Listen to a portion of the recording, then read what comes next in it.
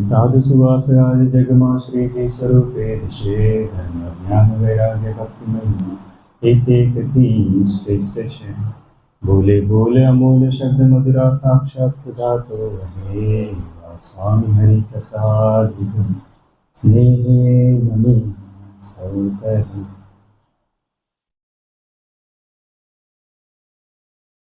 सजानंद स्वामी महाराज जय, अक्षर पुरुषोत्तम महाराज जय, गुणातीतानंद स्वामी महाराज जय, गुरु हरि शास्त्री जी महाराज जय, गुरु हरि योगी जी महाराज जय, गुरु हरि हरिप्रसाद स्वामी जी महाराज जय जय जय, प्रगट गुरु हरि प्रबोध स्वामी जी महाराज जय जय जय, हरि प्रबोधन समाज जय जय जय, दासना दास थवानी जय जय।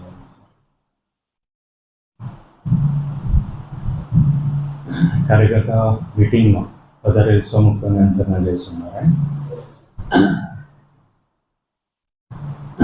સૌથી પહેલા તો આપ સૌના ચરણોમાં પ્રાર્થના, સંતોના ચરણોમાં પ્રાર્થના કે આપ સૌએ સરસ ઓપોર્ચ્યુનિટી આપી કે બધાના દર્શન કરવા માટે બોલાવ્યો। વિગરભાઈ ઘણી બધી વાતો કરી, મેં છે નહીં।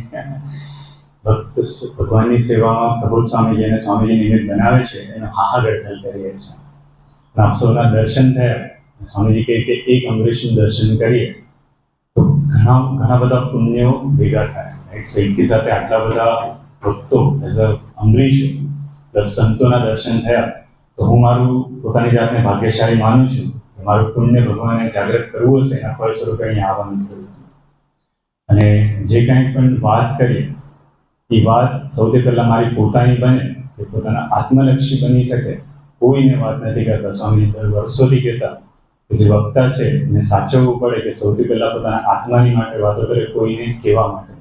તો આપ સૌના ચરણોમાં પણ પ્રાર્થના છે કે આપ મારી માટે પ્રાર્થના કરજો કે જે કાંઈ પણ વાત થાય, સંતો તરફથી જે કાંઈ પણ મળે એ દરેક વાત મારી પોતાની બને, હું સાથે લઈ જઈ શકું અને એને પોતાના આત્મા સાથે સુસંગત કરી શકું, એ માટે સૌના ચરણોમાં પ્રાર્થના। અહીંયા આવ્યા પહેલાં તો વિશાલભાઈ બેઠા છે, મારા કાકા સસરાજી થાય।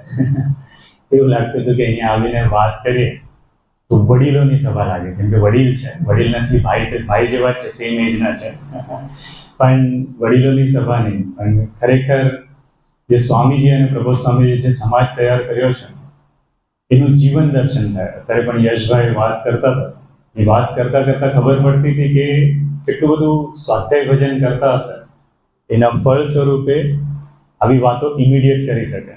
વિરલભાઈ વાત કરી કે ભક્તિ સ્વામીજીએ કીધું કે સાંજે હું આવું છું અને 130 યુવકો આવી ગયા, પણ યશભાઈને તો ડિવાઇન અટેક થયો, અત્યારે જ આવીને વાત કરવાનું થયું, રાઈટ।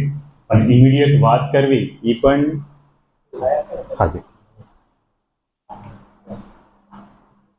ઇમિડિયેટ વાત કરવી એ પણ ભગવાનની ડૂબેલા હોય તો વાત કરી શકે। પણ છતાં અહીંયા આવવાનું હતું તો પ્રભુદર્શન સ્વામીજીએ આજ્ઞા કરી કે આવવાનું છે અને વાત થતી હતી, તો જસ્ટ વિચાર કરતા હતા કે આવીને શું વાત કરશું। સ્વામીજીએ આપણને ખૂબ આનંદ કરાવ્યો એ રાજાધિરાજ પુરુષ જે આપણને નિરંતર પોતાના મૂર્તિમાં ગરકાવ કરીને, પણ એઝ અ સાધક આપણે શું કરવાનું? હવે પ્રબોધ સ્વામીજી પધાર્યા છે, નો ડાઉટ આપણને બધાને એમને સામેથી યોગમાં લીધા છે, પોતાની ગોદમાં સ્વામીજી આપણને આમ પોતાના ગોદમાંથી ઉચકીને પ્રબોધ સ્વામીજીના ગોદમાં મૂકી દીધા છે, પણ એ મૂકવા પછી એઝ અ સાધક મારે શું કરવાનું, રાઈટ? એના માટેનો થોડોક વિચાર કર્યા। એક વર્ષો પહેલા એક બુક વાંચી હતી, લેન લોન્સન્સ કરીને એક ઓથર છે, બહુ સારા, એમને ઘણી બધી બુક્સ લખી છે હ્યુમન બિહેવિયર પર। એમને લગભગ 7 થી 8 બુક લખી છે ડિફરન્ટ કે હ્યુમનનું બિહેવિયર કેવું હોય, અને એની અંદર એમણે વાત કરી હતી જે ખરેખર જાગ્રતતા તરફ જવું છે, એ ખરા અર્થમાં શું સમજવાનું છે, એની એમણે બહુ સરસ વાત કરી કે હું એક વખત જઈને સ્પીકર હતા, પોતે ઓથર છે તો ઘણી બધી સેમિનાર્સમાં જાય અને સ્પીચ આપે, તો એક જગ્યાએ હું સ્પીચ આપી રહી હતી અને એ સ્પીચ આપવા પછી એવું મને લાગ્યું કે ઓડિયન્સમાંથી જનરલી કેવું હોય કે ઓડિયન્સ સ્પીકર તરફ ધ્યાન આપતા હોય, સમટાઈમ્સ બેધ્યાન થઈ જાય, પોતાની વૃત્તિમાં હોય ને એવું બધું હોય। પણ એને કીધું કે હું જ્યારે સ્પીચ આપી રહી હતી ત્યારે એક પર્ટિક્યુલર વ્યક્તિ મારા તરફ કન્ટિન્યુઅસ ફોકસલી જોઈ રહી હતી, રાઈટ? અને જોવા પછી મને એવું થતું હતું કે આ સૌથી આખા ઓડિયન્સ 1000-2000નું ઓડિયન્સ હતું, એમાંથી આ એક જ વ્યક્તિ છે જે ખરેખર મારી સ્પીચને સાંભળવા માટે આવી છે.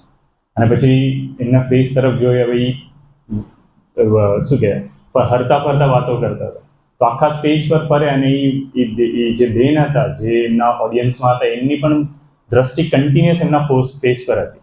આમ વળે તો ઓલી આમ થઈને જોવા માટે જાય, થોડુંક રાઈટ સાઈડમાં વળે તો રાઈટ સાઈડ ફેસ કરીને જોવા માટે જાય, રાઈટ. તો એમને લાગ્યું આ એક જ વ્યક્તિ છે કે જેને આ મારું સેમિનાર કમ્પ્લીટ થાય પછી મારે એમને જઈને મળવું છે અને પૂછવું છે કે તું આટલું સરસ મારી સ્પીચ સાંભળવા માટે આવ્યું. અને થાય છે એવું ઓડિયન્સમાં, એ સ્પીચ પૂરી થાય છે અને સેમિનાર પૂરો થવા પછી એ જે ઓથર છે એ પોતે ત્યાં જાય છે લેવી, અને જઈને પેલા બેનને આમ ઊભા થઈને એ બેન પણ જતા હોય છે કે જેમને એને આઈડેન્ટિફાય કર્યા હોય, એ જતા હોય છે, એને એક્સક્યુઝ મી કરીને બોલાવે છે, પાછળથી બોલાવે છે. હવે બેનનું કાંઈ ધ્યાન નથી હોતું, એ પોતાની બેગ સરખી કરતા હોય અને બેગ લઈને ઉચકીને આગળ નીકળવા જાય છે. તો ઓલા ઓથર પાછું બોલાવે છે, એક્સક્યુઝ મી, હું તમને બોલાવું છું, જરા ઊભા રહેશો. ઓલા બેન આમ જોઈ છે કે કોઈ મને બોલાવ્યું, આમ હાથ મૂકે છે છેલ્લે પછી કે ભાઈ એના ખભા પર હાથ મૂકે છે, અને એની પાછળ ફરીને જોઈએ છે તો એના ઓથર જે સ્પીકરની એ સ્પીચ સાંભળવા માટે આવ્યા હતા એ હતા. તો એ થોડીક શોક થઈ જાય છે. પણ પછી ઓલા ઓથર પૂછે છે કે તમને મારી આજની સ્પીચ કેવી લાગી? મેં જોયું તમને ઓડિયન્સમાં તમે કન્ટિન્યુઅસ મારા ફેસ પરથી એક સેકન્ડ માટે પણ દ્રષ્ટિ ચેન્જ નહોતા, બીજી જગ્યાએ ડિવિએટ નહોતા કરી શકતી, અને તમે કન્ટિન્યુઅસ મારી સ્પીચ સાંભળી રહ્યા છો, મારી સ્પીચ કેવી લાગી? તો ઓલી બેન જે આન્સર આપે છે એ કહે છે કે so I was able to understand so right. એમ કે આટલી સરસ કન્ટિન્યુઅસ સ્ટાર્ટ ટુ એન્ડ તે મારી સ્પીચ સાંભળી અને કન્ટિન્યુઅસ તો જોઈ રહી હતી, તને મારી સ્પીચ સો લાગી? તો કે હા, મને થોડીક વાર સુધી તમે આખા સ્ટેજ પર હરી ફરી રહ્યા હતા ને, તો મારો પ્રોબ્લેમ એ છે કે મને નાનપણથી સંભળાતું નથી. So I was able to read your lips, કે હું લિપ મુવમેન્ટ રીડ કરી શકું છું, રાઈટ. એના કારણે હું તમે જ્યાં ફરતા હતા એ તરફ હું જોઈને પ્રયત્ન કરી રહી હતી કે તમે શું બોલવા માંગો છો એ હું સાંભળી શકું, એટલે સમજી શકું, રાઈટ. એના માટે હું પ્રયત્ન કરી રહી હતી. સો દેટ ઓથરને એવું લાગ્યું કે યાર આ શું છે. કે હું તો સમજતો હતો કે she was the only in the audience કે જે મને સાંભળવા માટે આવી છે એવું લાગે છે, રાઈટ. અને અલ્ટિમેટલી જઈને મળ્યું તો મારો તો ગેંગે ફેફે થઈ ગયું, રાઈટ. પણ અલ્ટિમેટલી આ વાત કરતાની સાથે એવું ખબર પડી કે એ જે ઓથર હતા ને એનું એક પરસેપ્શન હતું. એ જે વાત કરી રહ્યા હતા એ પરસેપ્શન હતું કે જેના ફળ સ્વરૂપે એમને એવું લાગી રહ્યું હતું કે આખા ઓડિયન્સમાં એક જણ તો મને સાંભળે છે ને, ભલે બીજા બધાનું ધ્યાન નથી, પણ એ પરસેપ્શનના કારણે એમને ઉમંગ જાગી ગયો, રાઈટ. અને ઉમંગ આપતા એટલી સરસ એમને સ્પીચ આપી, પણ અલ્ટિમેટલી પછી ખબર પડી કે એને મળવા પછી પરસેપ્શન ચેન્જ થઈ ગયું, રાઈટ. તો જે એવી જ રીતે કે સ્વામીજી આપણી સાથે હતા, આપણા બધાનો એક પરસેપ્શન સ્વામીજીને જોવા માટેનો હતો, રાઈટ. પણ હવે પ્રબોધ સ્વામીજી પધાર્યા છે, તો પ્રબોધ સ્વામીજી માટે જોવા માટે કે એમની તરફ યાત્રા કરવા માટેનો જ્યાં સુધી આપણે પરસેપ્શન ચેન્જ નહીં કરીએ, જ્યાં સુધી આપણે દ્રષ્ટિ ના બદલી, ત્યાં સુધી આપણને ખ્યાલ નહીં આવશે કે પ્રબોધ સ્વામીજી રાજી કઈ રીતે થશે. નો ડાઉટ સ્વામીજી ઘણી વખત ગુણાતીતનું એટલું બધું દર્શન કરાવીને ગયા છે કે ગુણાતીત કેવા આપણા હૃદયમાં બેસી ગયા છે, રાઈટ. પણ એ ગુણાતીત તરફની યાત્રા કરવાની હશે તો કઈ રીતે કરવી એના માટેનું પરસેપ્શન ચેન્જ કરવું પડશે. સિમિલર એવો પ્રસંગ વર્ષોથી આપણે સભામાં સાંભળતા આવ્યા છે કે એક રાજા હોય છે અને પોતાના રાજ્યમાં ફરવા માટે નીકળે છે, પણ આખા રાજ્યમાં જ્યારે ફરવા માટે નીકળે છે તો પહેલા ચપ્પલ કે એવું કંઈ ગોતાવ્યું નહીં હશે, તો આખા રાજ્યમાં એમને કાંકરા બહુ વાગે છે પગમાં, અને એના ફળ સ્વરૂપે બધાને કહી દે છે કે આખા રાજ્યમાં કાર્પેટ નાખી દો, જેથી કરીને હું નીકળું તો મને કાંકરા નહીં વાગે. ત્યારે કોઈ વાઇઝમેન આવ્યા અને વાઇઝમેને એમને સજેસ્ટ કર્યું કે તમે જઈને રાજા તમે આ કાર્પેટનો ઓર્ડર કર્યો એના કરતાં પોતાના સ્લીપર પગરખા પહેરી લીધા હોત તો પગમાં, તો તમને કાંકરા નહીં વાગે. એવું એ પણ જે પરસેપ્શન હતું એવું કોઈને એમને આપવા માટે મળ્યું, એના ફળ સ્વરૂપે એ સમજી શક્યા કે મારે એક્ઝેક્ટલી શું કરવાનું છે. આમ જોવા જઈએ તો આ બંને પ્રસંગો એવું લાગે કે લૌકિક જગતના છે, રાઈટ.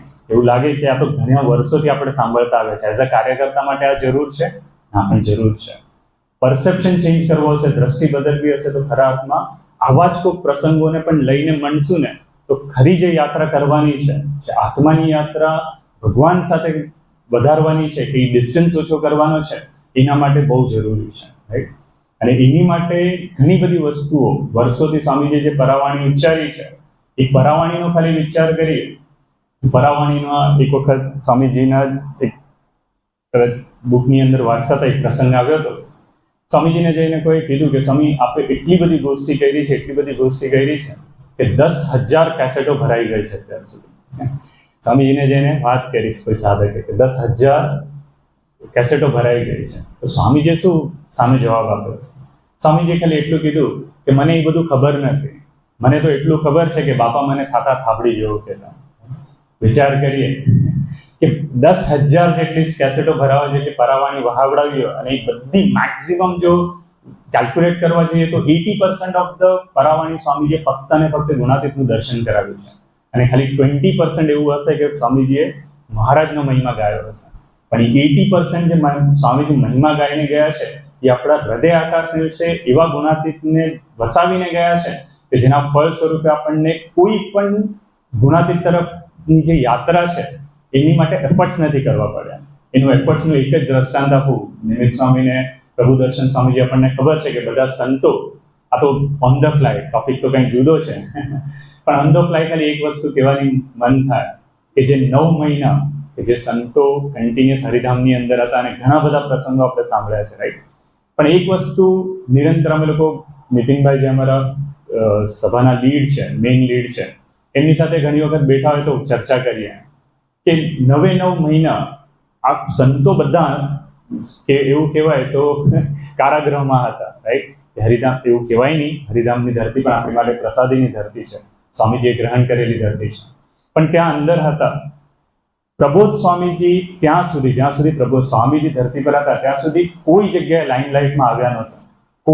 અમને તો ખબર છે કે બોમ્બેની અંદર તો ઘણા બધા એવા ઓલમોસ્ટ 70% યુથ એવા હતા, યુવકો એવા હતા કે જેને પ્રબોધ સ્વામીજી કોણ છે એ ખબર નહોતી. મે બી 30-40% મેક્સિમમને ખબર હશે કે પ્રબોધ સ્વામીજી પણ સંત છે ને એ કેવા સંત છે, રાઈટ. પણ 70% યુવકોને તો પ્રબોધ સ્વામીજીનું નામ પણ નહોતું સાંભળ્યું. ઇવન બેંગ્લોરના મનીષભાઈ દરજી છે, એ તો જ્યારે સ્વામીજી સ્વધામ ગયા અને બેંગ્લોરથી જ્યારે હરિધામ પધાર્યા ત્યારે પહેલી વખત પ્રબોધ સ્વામીજીને સામે જોઈ રહ્યા હતા. પ્રબોધ સ્વામીજીનું નામ પણ કોઈ દિવસ સાંભળ્યું નહોતું, રાઈટ. પણ એ 70-80% યુવકોને પ્રબોધ સ્વામીજી પોતે હરિધામમાં હતા, સંતો બધા હરિધામમાં હતા, સેવકો જે એમનો મહિમા ગાઈ શકે એ બધા જ હરિધામમાં હતા, રાઈટ. આપણે જ ખાલી બધા જે છે એ 9 મહિના બહાર હતા, રાઈટ. પણ પ્રબોધ સ્વામીજીને 70-80% સમાજ ઓળખતો નહોતો. છતાંય 9 મહિના પછી જે પ્રબોધ સ્વામીજી બહાર આવ્યા તો એમને આપણે બધા 100% જે સમાજે સ્વીકાર્યા એ કઈ રીતે સ્વીકાર્યા હશે? કોને મહિમા ગાયો હશે, રાઈટ. અને ત્યાં સ્વામીજીને થેન્ક્સ કહેવું પડે, રાઈટ. કે સ્વામીજીએ જે ગુણાતીતનો મહિમા રેડિયો છે આપણા બધામાં, રાઈટ. અને પ્રબોધ સ્વામીજીની જે સામર્થ્ય છે એનું દર્શન થાય કે પોતે સંતોને લઈને અને સેવકોને લઈને હરિધામની અંદર રહ્યા, છતાંય 100% સમાજના હૃદયમાં બેસી ગયા, પહેલા જ દિવસે બહાર આવી, રાઈટ. એ જ પ્રબોધ સ્વામીજીની સામર્થ્ય છે. આપણને એવું લાગે કે ભલા ભોલા દેખાય, પ્રબોધ સ્વામીજી બહુ સામાન્ય લાગે, રાઈટ. પણ એમનામાં જે સામર્થ્ય છે એ જેટલો ડૂબવાનો પ્રયત્ન કરશું એટલું આપણને એવું લાગશે કે હજી કેટલું છે, હજી કેટલું છે. આ જ સ્ટેજ છે, એના કરતાં પણ અનંત ગણું છે, પણ એના મહિમાને પાર નહીં પામી શકે. છતાંય આવા ભગવાનની ગોદ આપણને મળી છે, એ ગોદની અંદર આપણે બેસવું હશે, ખરેખર એમનો રાજીપો લેવો હશે તો શું કરવાનું? એઝ અ સાધક 2 વસ્તુ મેક્સિમમ પકડીને ચાલવી પડે.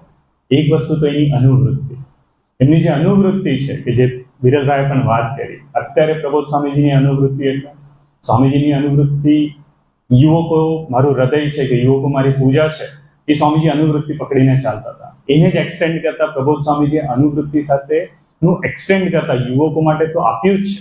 સૌથી પહેલી અનુવૃત્તિ પ્રબોધ સ્વામીજી આપી છે એ છે મિશન ડબલ. આપણી માટે ખૂબ વિચાર કરવા જેવી વસ્તુ છે.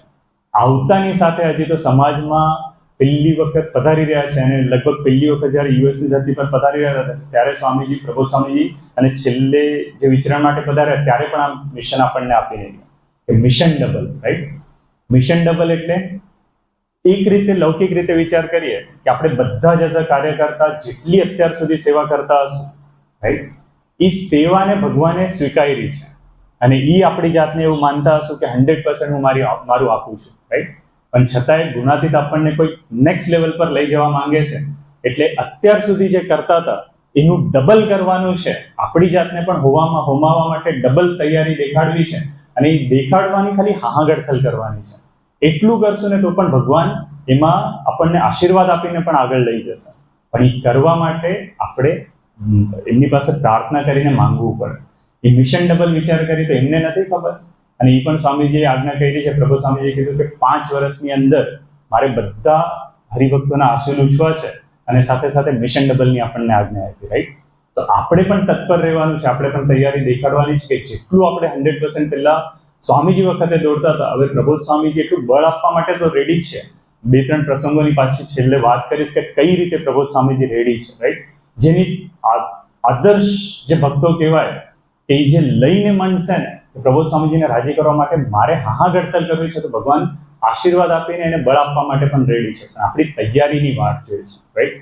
આપણે જે દિવસે તૈયારી, દિવસે ભગવાન પણ રેડી છે. બીજું એમને વિશે અનુવૃત્તિની વાત કરી, અને એનું એક નાનું દ્રષ્ટાંત શેર કર્યું.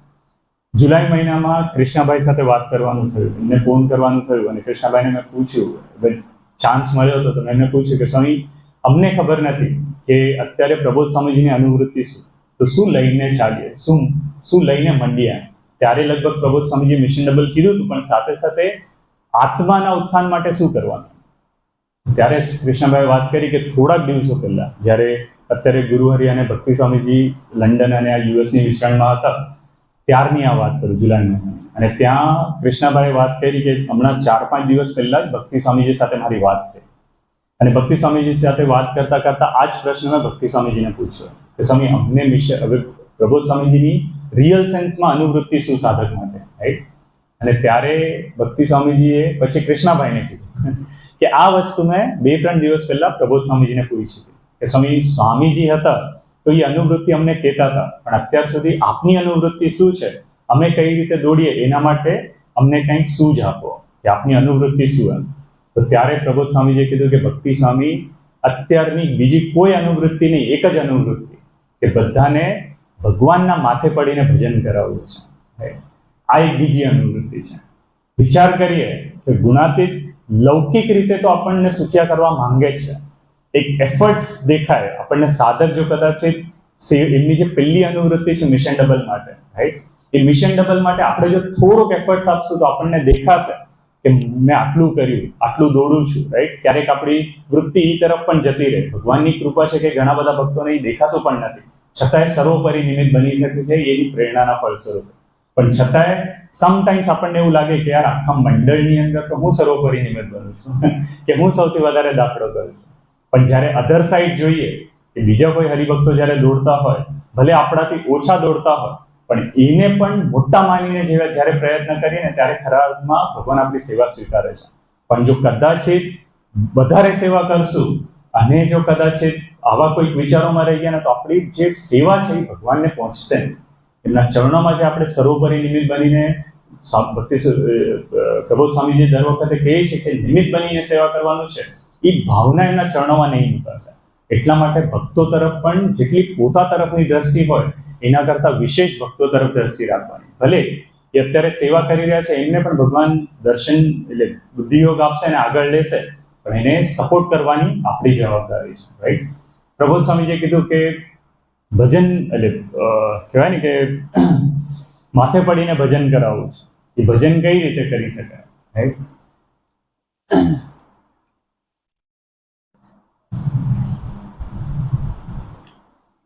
થોડા ઘણા પ્રસંગોને નિહાળવાનો પ્રયત્ન કરીએ કે અનુવૃત્તિ મહારાજના વખતે મહારાજ દેખાડતા હતા, રાઈટ? એ અનુવૃત્તિમાં ભળવા માટે જેટલું આપણે તત્પર હશું, જે ભગતજી મહારાજને શાસ્ત્રીજી મહારાજને પણ ભગતજી મહારાજે આશીર્વાદ આપ્યા હતા કે જેટલો તમે સંકલ્પ કરશો, તમે જો સંકલ્પ ના કરો તો તમારી ખોટ, અને એને પૂરા ના કરીએ તો અમારી ખોટ.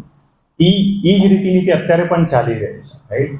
કે અત્યારે વિચાર કરીએ કે મહારાજના વખતમાં જ્યારે મહારાજે મુક્તાનંદ સ્વામીજીને આજ્ઞા કરી કે તમે વડોદરામાં જે શાસ્ત્રાર્થ છે એ કરવા માટે તમે જાઓ, અને ત્યારના જે 2 સંતો નિત્યાનંદ સ્વામી અને નિર્વિકલ્પાનંદ સ્વામીજી હતા, એ પ્રખ્યાત હતા શાસ્ત્રાર્થ કરવા માટે, રાઈટ? તો એકચ્યુઅલી જોવા જઈએ તો આખા સત્સંગ સમાજની અંદર એ 2 સંતો ચડિયાતા હોય કે નંબર 1 શાસ્ત્રાર્થમાં આવતો હોય, વેદોનું જેમને જ્ઞાન હોય, તો મહારાજે તો એમને મોકલવા જોઈએ. પણ છતાંય મહારાજે એમને ના મોકલતા મુક્તાનંદ સ્વામીજીને મોકલાવે. અને મુક્તાનંદ સ્વામીજી મહારાજને જઈને પ્રાર્થના કરે છે કે સ્વામી મારાથી તો નહીં થાય, છતાંય મહારાજ કહે છે કે નહીં, અમારી આજ્ઞા છે કે તમે જાઓ. અને ત્યાં જઈને મહારાજ મુક્તાનંદ સ્વામીજી ફક્ત એક નાનો એક પ્રશ્ન પૂછે છે, અને બધા જે શાસ્ત્રાર્થ કરવા વાળા ત્યાં હોય છે એ દરેક જણ એ નાના અમથા સામાન્ય પ્રશ્નનો આન્સર નથી આપતા. અને વડોદરાના જે મહારાજ હોય છે એ મુક્તાનંદ સ્વામીજીને હાર પહેરાવીને વિજય ઘોષિત કરે છે. પણ એ વસ્તુ જ્યારે થાય છે ત્યારે મુક્તાનંદ સ્વામીજી રીતસરનું જ્યારે એમનું સ્વાગત કરવામાં આવે છે, હાર પહેરાવવામાં આવે છે, ત્યારે લિટરલી ત્યાં નાચવા લાગે છે, રાઈટ. અને નાચતા એમને ખબર હોય છે, એ સ્વામીજી એક્સપ્લેન કરતા હતા મનન ચિંતન બુકમાં આ પ્રસંગ છે, જ્યારે વાંચતા હતા ત્યારે એટલો બધો આનંદ થતો હતો સ્વામીજીની પરાવાણી સાંભળીને. સ્વામીજી કહેતા હતા કે મુક્તાનંદ સ્વામીજીના હૃદય આકાશ વિશે આનંદ શેનો હતો? તો કે નિમિત્ત બનવાનો આનંદ હતો, રાઈટ. કે ભગવાનની અનુવૃત્તિ પડાવીને મારી કોઈ કક્ષા નથી, હું શૂન્ય જ છું એવું દિલથી માનીને એ ભગવાનના વિચારો જે હતા એના ફળ સ્વરૂપે એ નાચી રહ્યા હતા. પછી ત્યાંથી નહીં છૂટકે આગળ વધ્યા તો વડોદરાની શેરીમાં જ્યારે નીકળ્યા, પાછા આવી રહ્યા હતા, તો આખા વડોદરાની શેરીની અંદર પણ એ નાચતા ભગવાન તરફ યાત્રા કરી રહ્યા હતા. પણ વિચાર કરે કે વડોદરાની ધરતી પર સંત જે આખા સત્સંગની માં કહેવાય, અને એ નાચે એટલે કેવું કહેવાય, છતાંય એમના હૃદય આકાશને વિશે જે આનંદ હતો એ નિમિત્ત બનવાનો આનંદ હતો. અને જ્યારે મહારાજ પાસે પહોંચે છે, મહારાજ પણ એમનું બહુ સ્વાગત કરે છે. પણ નિર્વિકલ્પાનંદ સ્વામી જ્યાં ત્યાં સભામાં બેઠા હોય છે, એમને બહુ આઘાત લાગે છે કે આ શાસ્ત્રાર્થ કરવા માટે તો અમે કેપેબલ છે, રાઈટ. અને અમને મહારાજને મોકલવા જોતા હતા. એ મહારાજ તો મુક્તાનંદ સ્વામીનું સ્વાગત કરે છે, બધું થાય છે, સભા પૂરી થઈ જાય છે. અને પછી નિર્વિકલ્પાનંદ સ્વામી જઈને મુક્તાનંદ સ્વામીજીને મળે છે અને મુક્તાનંદ સ્વામીને કહે છે કે રાખો. આ બધું તો તમને ના ખબર પડે, શાસ્ત્રાર્થના તો અમે સામર્થવાન છીએ, કે અમને ખબર છે કે વેદોનું જ્ઞાન તો અમે લીધું છે. મહારાજને તો અમને મોકલવા જોતા હતા, તમને તો એમ જ મોકલી દીધા. એ જે મુક્તાનંદ સ્વામીજીનું અપમાન કરે છે, એ અપમાનના ફળ સ્વરૂપે મહારાજ ત્યાં ઉદાસ થઈ જાય છે. અને જે નિર્વિકલ્પાનંદ સ્વામી પર ઉદાસ થઈને પોતે એક પોતાની જે ઓરડી હતી એમાં જતા રહે છે અને રાત્રે જમતા પણ નથી, રાઈટ. હું વિચાર કરતો હતો કે સ્વામીજી તો આ પ્રસંગ મનન ચિંતનમાં તો વર્ષોથી લખીને રાખ્યો છે, પણ આ જ પ્રસંગ શું આપણે આપણા લાઈફમાં સુસંગત કરવાનો પ્રયત્ન કરીએ છીએ? આપણે કોઈ દિવસ એવો વિચાર કરીએ છીએ કે હું જ્યારે સેવા માટે નીકળ્યો હોઉં છું, કે બધા હરિભક્તો સાથે જ્યારે સેવા કરતો હોઉં છું, અને ત્યારે કોઈ આવા વેણ હું કોઈ હરિભક્તોને કહી દઉં છું કે જેના ફળ સ્વરૂપે એની જે ભગવાન તરફની યાત્રા છે એ કદાચ અટકી તો નથી થતી. એના વિચારના ફળ સ્વરૂપે એ જે 100% ઉમંગથી દોડતા હોય, એ ઉમંગનો મારો કોઈ વેણ, મારા કોઈ એવા વાક્યો કે એની જે સ્પીડ છે ભગવાન તરફની યાત્રા એ ઓછી તો નથી કરતા. એ નિરંતર પોતાની જાતને ટકોરા મારીને જોવાની જરૂર છે, જેના ફળ સ્વરૂપે આપણે તો નિમિત્ત બનવાનું છે, પણ સાથે સાથે જે ભગવાનની યોજના છે એ ધરતી પર આપણને સુખ્યા કરવા માટે પધાર્યા છે. એવું નથી કે ફક્ત મને સુખ્યા કરવા, નો ડાઉટ ભગવાન આવ્યા છે મારી માટે, પણ સાથે સાથે એમને જે સમાજ આપ્યો છે, મને સાથે એમની ગોદમાં રાખ્યા છે, એ સમાજ તરફ પણ મારે ધ્યાન આપવાનું છે કે મારા થકી કોઈની ઉપેક્ષા તો નથી થતી ને, જેના ફળ સ્વરૂપે અલ્ટિમેટલી મોટા પુરુષ ઓશિયાળા તો નથી થતા ને, એ તરફ દ્રષ્ટિ રાખવાની જરૂર છે. અને એ ઘણી વખત થતું હોય, આપણે જ્યારે ફિલ્ડ પર ઉતરીએ આમ ખબર ના પડે, મુંબઈની ધરતી પર પણ સેવા કરીએ તો એ ખબર પડે કે જ્યારે પોતાના આપેલો એરિયા હોય તો ત્યાં ઘણી બધી સેવા કરીએ તો ખબર પડે કે બધા સ્વીકારતા હોય તો ત્યાં સહજતાથી સેવા થઈ જાય. પણ જ્યારે સેન્ટ્રલાઇઝ આયોજન આવે ત્યારે ખબર પડે કે બધાના જ્યારે સ્વભાવ એકબીજાથી મેચ ના થતા હોય, રાઈટ. અને એ સ્વભાવ તરફને સરળ થઈને સ્વીકારવાની જ્યાં વાત હોય ને, ત્યાં ખરા અર્થમાં જે વિરલભાઈએ વાત કરી, જે સંતો પણ આપણને વાત કરશે, ત્યાં ખરા અર્થમાં કથા વાર્તા વાગોળી હશે તો ત્યાં સરળતા બહુ જરૂરી પડશે. કે સરળતા જીવનની અંદર હશે તો ખરા અર્થમાં આપણે ભલે આપણાથી નાનો કોઈ હશે એને સ્વીકારવા માટેનું બળ ભગવાન આપી દેશે, પણ ત્યાં સરળ થવાની બહુ જરૂર છે, રાઈટ. એ સરળતા શબ્દ બહુ નાનો લાગે, પણ સરળતા એટલું બધું અઘરું પણ છે. પણ આપણને એવી ગોદ મળી છે, પ્રભુધારક સંત મળ્યા છે કે આપણને સહેજે એ યાત્રા કરાવી શકે છે. એનું એકમાત્ર મેક્સિમમ જે આપણી માટે પોઝિટિવ પાસું કહેવાય તો એ છે કે સંતોની ગોદ. કે આપણને એવા પરાની અંદર જે સંતો આપ્યા છે, રાઈટ, કે અહીંયા પ્રભુ દર્શન સ્વામીજી છે, નિમિત્ત સ્વામીજી પધારે છે, શાશ્વત સ્વામીજી પધારે છે, એ આપણા ભગવદી છે. આપણા જીવનની અંદર જ્યાં સુધી એમનું સ્થાન નહીં હોય ત્યાં સુધી ખબર નહીં પડશે કે સરળતા કઈ રીતે જીવનમાં ઓતપ્રોતતા થઈ શકે છે, અને કઈ રીતે કોઈ બીજા હરિભગતને કે એમની જે યાત્રા છે ભગવાન તરફ જવાની, કે હું મારા જીવનની અંદર એવું કોઈ વાક્ય કે એવું કોઈ મારું વર્તન ના હોય જેના ફળસ્વરૂપે એની યાત્રા અટકાવવામાં આવે કે હું નિમિત્ત બનું. નો ડાઉટ જ્યારે ભગવાનને પ્રવેશ કરવો હોય તો એ તદ્દન વસ્તુ જુદી હોય. એ તો આપણે વિચાર ના કર્યો હોય ને આપણાથી વર્તન થઈ જાય, આપણે કોઈ દિવસ એવા વિચારોમાં ના હોય અને સડનલી આપણે જોઈએ પોતાનું એનાલિસિસ કરતા હોય, સ્વાધ્યાય કરતા હોય તો ખબર પડે કે હું પણ આવું કંઈક કરી શકું છું. અને એ જે વર્તન થઈ ગયું હોય તો ત્યારે દિલથી બે વસ્તુ કરવાની જરૂર છે. એક તો નો ડાઉટ માનવાનું છે કે ભગવાને મારા તરફ મને કરાવ્યું હશે, અને બીજું ઈ રાત્રે જે સ્વામીજી કહેતા હતા, અને બ્રહ્મયારી સ્વામીજી પણ પોતાના પ્રવચનમાં ઘણી વખત વાત કરે છે કે ફેલ વત્તા ભજન ઇઝ ઇક્વલ ટુ પાસ. જે સ્વામીજી કહે કે કદાચિત આપણા થકી એવું કંઈક થઈ ગયું હોય અને એ દિવસે આપણે જો સ્વાધ્યાય કરવા બેઠા હોય અને એ સ્વાધ્યાયમાં જો આપણને એવું કોઈ પણ વસ્તુ એક સેકન્ડ માટે પણ દેખાય કે હું ફેલ થયો છું, તો ત્યાં રડીને જ્યાં સુધી પ્રાર્થના ના થાય ત્યાં સુધી ભગવાન આપણને પાસ નથી ગમતા. અને એ પણ રાત્રે 12 વાગ્યા પહેલા, રાઈટ? નો ડાઉટ સેવા કરીએ છીએ તો 12 પણ વાગી જતા હોય, પણ ભગવાન એને કદાચ આપણે પ્રાર્થના કરીએ તો એક્સેપ્ટ પણ કરી લે. 12 વાગ્યા પછી બીજો દિવસ થઈ જાય એના પહેલા આપણે માફી માંગી લઈએ રડીને, તો ભગવાન આપણને ફેલ વત્તા ભજન ઇઝ ઇક્વલ ટુ પાસ પણ કરી નાખે, રાઈટ? પણ એ વસ્તુ અનુવૃત્તિની સેવા કરતા કરતા આવા પાસાઓ પણ આવશે.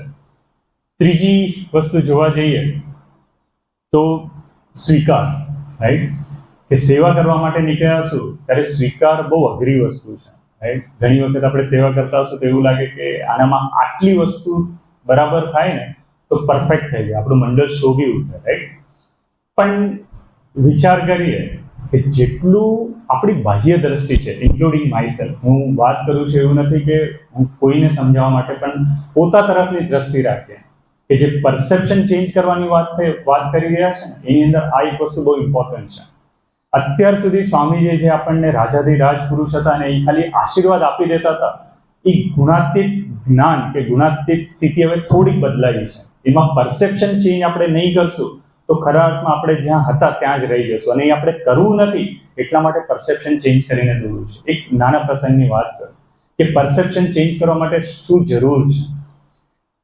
સ્વામીજીની પરાવાણીમાં આપણે ઘણી વખત સાંભળ્યું હશે કે અત્યારે જે મોજ છે, અત્યારે આપણે શેરડીનો જે વચલો ભાગ મળ્યો છે કે જે આપણને મોતીનો ચારો ચણવા માટેની જે વાત છે એ સ્વામીજી ઘણી વખત વાત કરતા હતા, રાઈટ? અને ઘણી વખત એવું પણ કહેતા હતા કે અત્યારે 1 રૂપિયાનું ફળ, અને નો ડાઉટ આપણે પણ ઘણા બધા ભક્તોને જઈને વાત કરતા હતા કે નવા યુવકોને વાત કરતા હતા ત્યારે આ એક વસ્તુ આવતી હતી કે 1 રૂપિયાનું ફળ 100 રૂપિયા છે, કે સ્વામીજી છે ત્યાં સુધી, રાઈટ? અને સ્વામીજી પણ કહેતા હતા જ્યારે ગુણાતીત આવશે અને ગુણાતીતનો દંડો ચાલશે, રાઈટ? તો ત્યારે 1 રૂપિયાનું ફળ 1 રૂપિયા હશે. તો હવે તમે નક્કી કરો, સ્વામીજી કહેતા હતા કે આપણે નક્કી કરીએ કે આપણે સુખ્યા થવું છે તો 1 રૂપિયાનું ફળ અત્યારે 100 રૂપિયાનું મળે, કહેતા 1 ડગલું આપણે ચાલીએ તો 100 ડગલા ભગવાન ચાલશે, નો ડાઉટ. ત્યાં આપણે ધ્યાન નહીં આપીએ. 1 રૂપિયાની સામે 1000 રૂપિયાનું ફળ કે 100 રૂપિયાનું ફળ ભગવાન આપણને આપશે, રાઈટ? પણ આ વસ્તુ જ્યારે 2017ની સાલ પ્રબોધ સ્વામીજી કૃપાએ કરીને બોમ્બેની ધરતી પર પધાર્યા હતા, અને આપણે સૌને કદાચ ખ્યાલ હશે જુગલભાઈ કરીને અમારા ત્યાં બહુ સરસ કાર્યકર્તા છે કાંદિવલી મંડળના, રાઈટ? એ જુગલભાઈ પ્રબોધ સ્વામીજીની ડ્રાઇવિંગની સેવામાં હતા, અને જુગલભાઈ પ્રબોધ સ્વામીજી બાજુમાં બેઠા હતા, અને આ વસ્તુ એમણે સાંભળી હશે અને ઘણી વખત રિપીટેડલી સાંભળી હશે. તો પ્રબોધ સ્વામીજીને એમણે પ્રાર્થના કરી. 2017ની વાત કરું છું કે જ્યારે પ્રબોધ સ્વામીજી પણ આપણી સાથે જ હતા, રાઈટ? પ્રબોધ સ્વામીજીને પ્રાર્થના કરી કે સ્વામીજી એવી ઘણી વખત વાત કરે છે કે અત્યારે 1 રૂપિયાનું ફળ 100 રૂપિયા છે કે 1000 રૂપિયા, જે ગણું, રાઈટ? પણ જ્યારે ગુણાતીત પધારશે ત્યારે 1 રૂપિયાનું ફળ 1 રૂપિયા થઈ જવાનું છે. તો અમે તો ગયા ને કામથી, એમને એમની રીતે વાત કરી હશે કે અમારે તો પછી ભજન જ કરવાનું રહ્યું ને, કેમ કે અમારે તો 1 રૂપિયાનું ફળ 1 રૂપિયા જેટલું મળશે, તો અમારે કેટલી બધી સાધના વધી જશે.